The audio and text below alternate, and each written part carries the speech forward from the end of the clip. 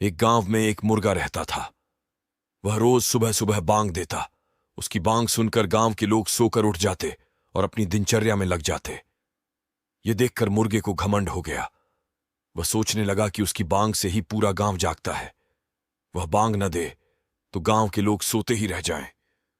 वह अपने आप को सबसे महत्वपूर्ण पक्षी समझने लगा और दूसरे पक्षियों को नीचा समझने लगा। एक दिन उसकी एक कौवे से बहस हो गई।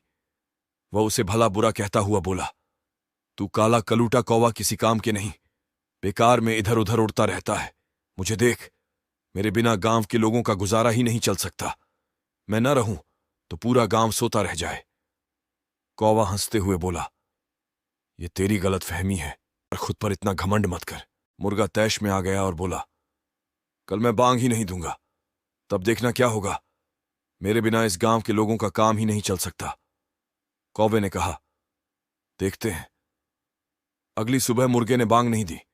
वह सोचकर बैठा था कि गांव में कोई भी उठ नहीं पाएगा, लेकिन कुछ ही देर में गांव के सारे लोग उठ गए और अपने अपने काम पर लग गए। तब कौवा आया और हंसते हुए बोला, आई तेरी अक्ल ठिकाने, किसी की वजह से कोई काम नहीं रुकता, इसलिए घमंड करना छोड़ दे।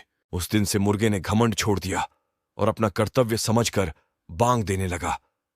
इस कहानी से हमें यह सीख मिलती है कि कभी घमंड नहीं करना चाहिए।